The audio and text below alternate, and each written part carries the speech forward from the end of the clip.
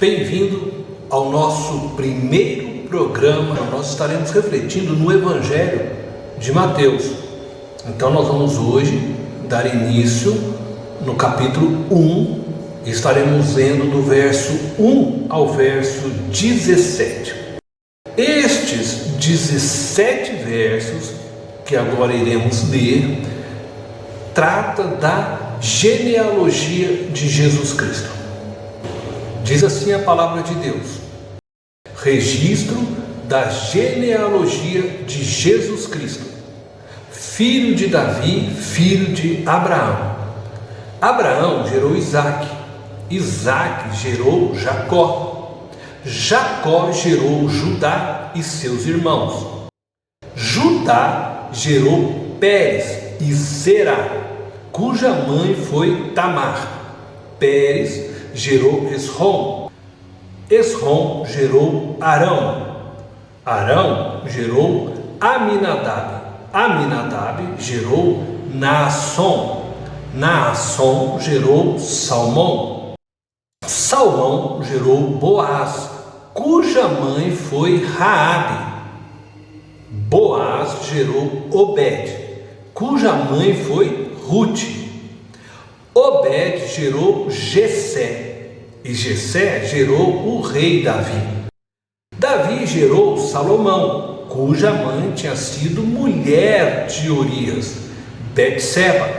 Salomão gerou Roboão, Roboão gerou Abias, Abias gerou Asa, Asa gerou Josafá, Josafá gerou Jorão, Jorão gerou Uzias, Uzias gerou Jotão, Jotão gerou Acás, Acás gerou Ezequias, Ezequias gerou Manassés, Manassés gerou Amon, Amon gerou Josias, e Josias gerou Jeconias e seus irmãos no tempo do exílio na Babilônia.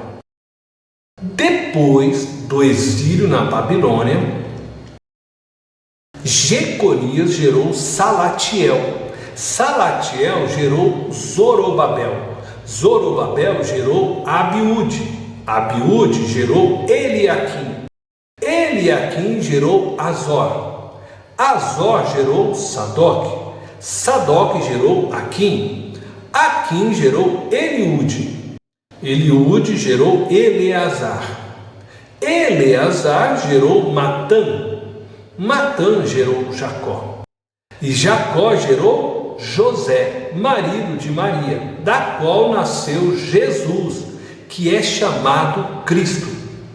Assim, ao todo houve 14 gerações de Abraão a Davi, 14 de Davi até o exílio na Babilônia e 14 do exílio até o Cristo.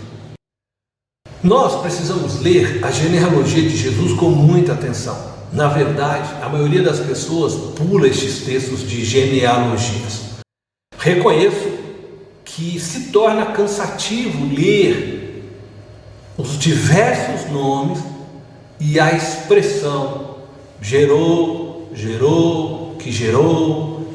Entretanto, não podemos passar por cima da árvore genealógica de Jesus. Ela é importante porque nos mostra que Jesus é descendente direto de Davi. Portanto, tinha sangue nobre, isto é, possuía direito legal de ser reconhecido como rei de Israel. Também é muito importante porque ela é uma genealogia de inclusão e não de exclusão. Vejamos o porquê é uma genealogia de inclusão. Podemos afirmar que a genealogia de Jesus é uma genealogia de inclusão porque valoriza as mulheres. Nos versos 3, 5, 6 e 16 encontramos 5 mulheres mencionadas nesta árvore genealógica. A menção dos nomes dessas 5 mulheres não estão aí por acaso.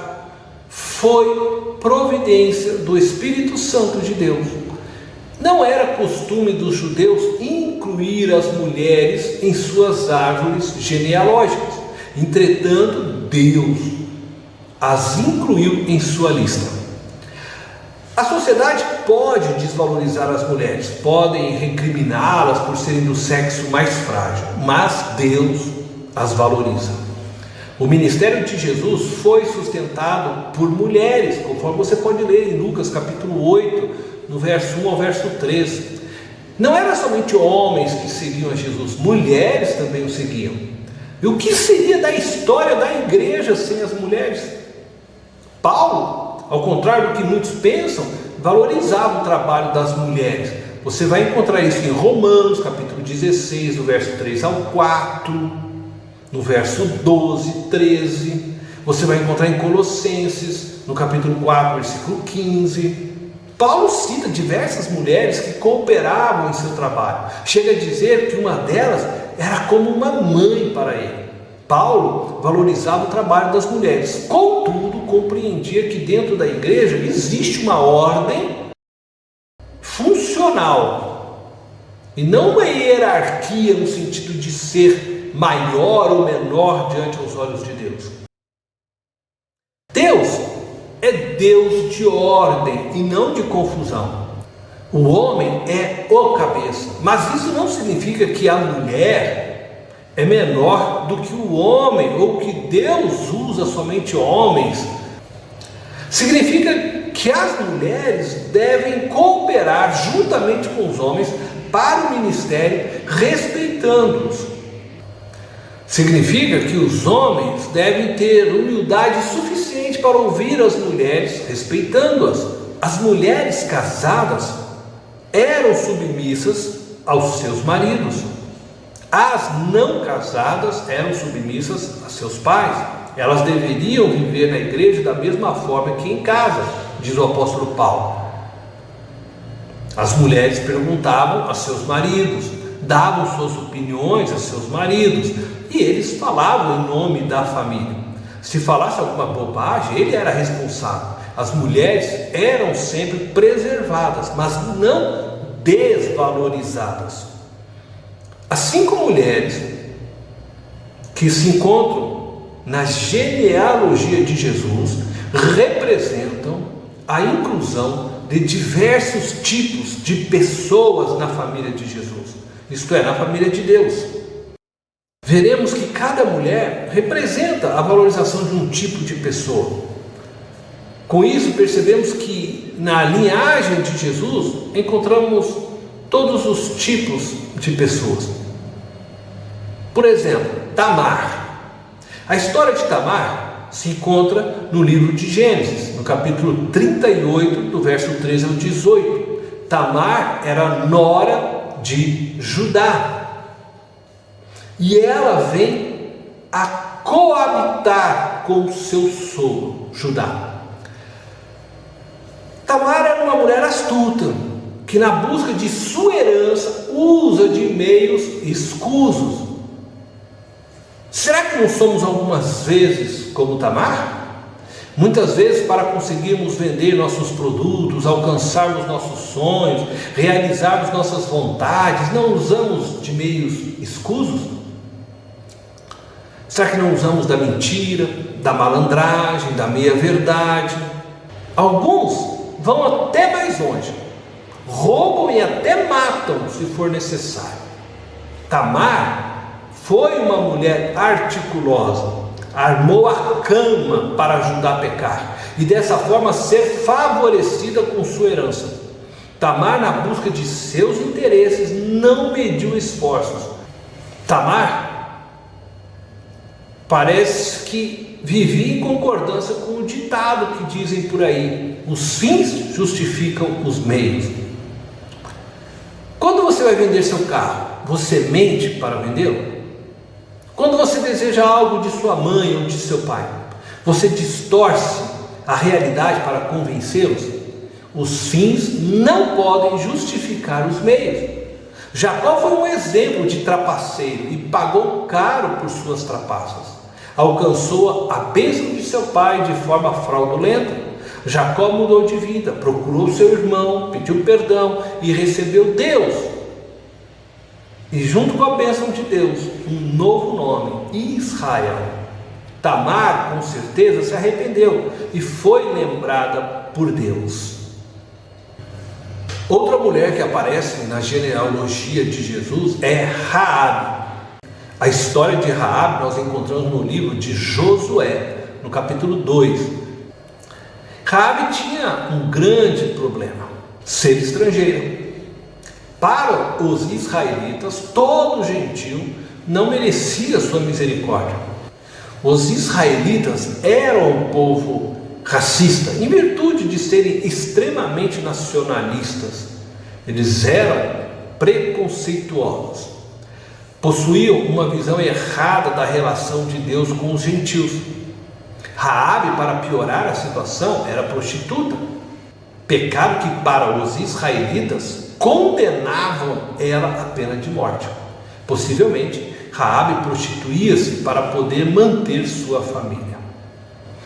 Ao incluir Raabe em sua árvore genealógica, Jesus mostra para eles que não é preconceituoso, que não despreza ninguém por causa de sua condição racial ou social.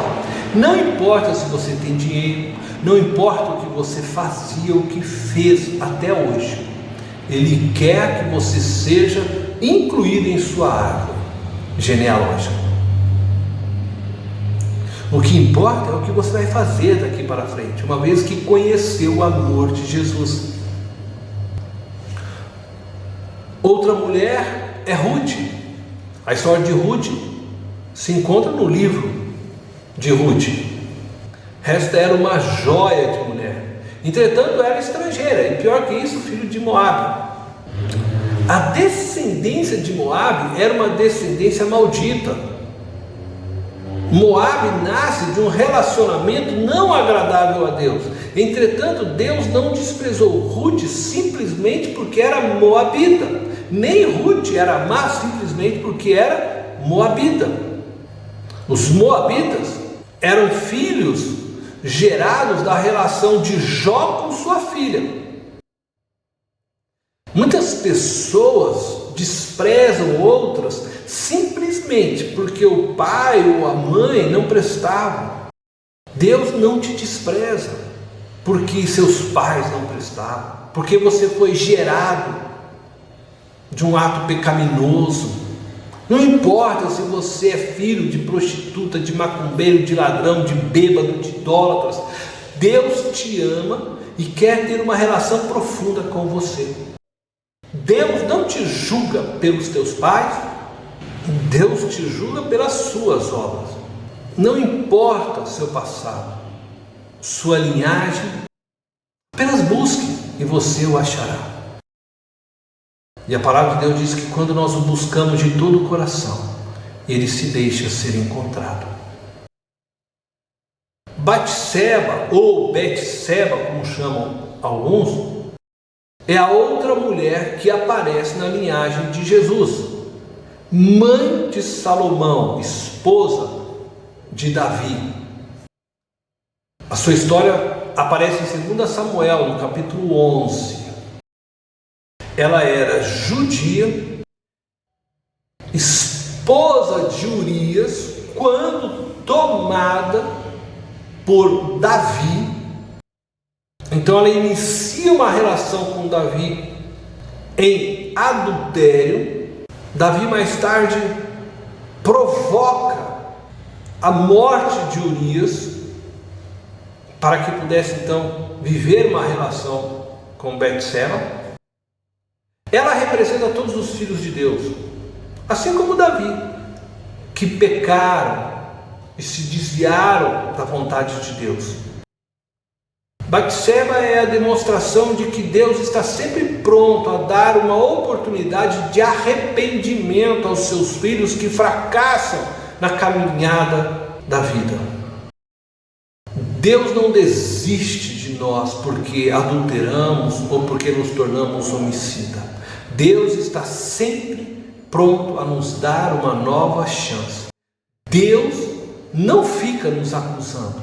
Nosso Deus é rico em misericórdia. Ele nos acolhe e nos coloca novamente em um lugar de honra. Na verdade, Deus exige daqueles que erraram, daqueles que entristeceram o Espírito Santo, arrependimento, uma mudança de atitude, de postura. Ele quer saber se estamos prontos para voltarmos a andar com Ele novamente, para reiniciarmos a caminhada da fé ao seu lado, se estamos dispostos a ser fiéis a Ele. Olhe para Pedro, que negou Jesus por 3 vezes, mas Jesus foi em direção a Pedro e deu a ele a oportunidade de recomeçar. Betseba representa para nós que Deus nos dá a segunda chance. E a última mulher que quero destacar aqui é Maria. Maria era judia, uma mulher pura, ingênua, santa, e ela representa os filhos fiéis, valorosos, que têm se mantido firmes na fé, longe do pecado.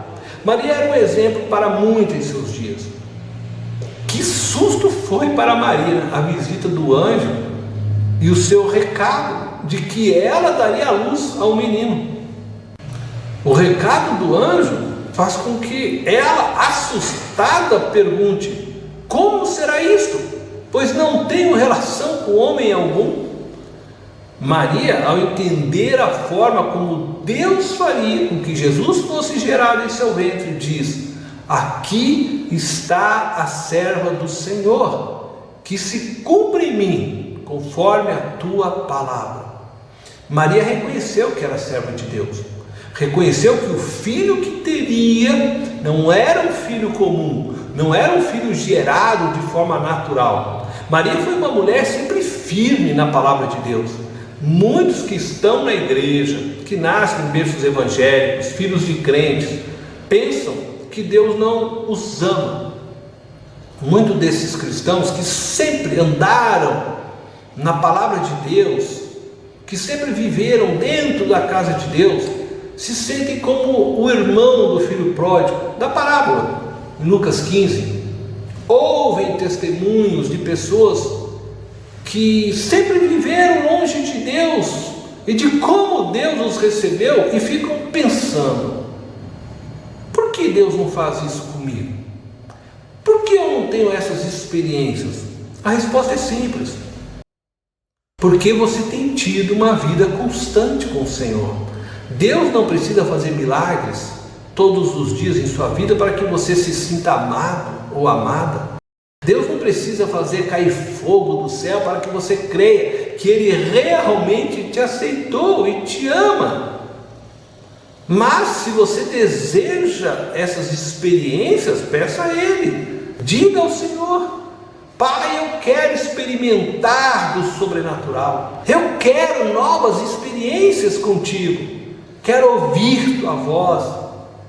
A palavra de Deus diz: até agora nada tendes pedido em meu nome, pedi e recebereis, para que vossa alegria seja completa. Nosso Deus não exclui a ninguém, pelo contrário, seus braços amorosos estão abertos a todas as pessoas. Não importa suas origens, não importa de onde vieram, não importa como chegaram, o que fizeram, o que fazem, Deus as ama, e Ele está de braços abertos para você hoje. Deus te abençoe. Nos vemos no nosso próximo programa. Um grande abraço.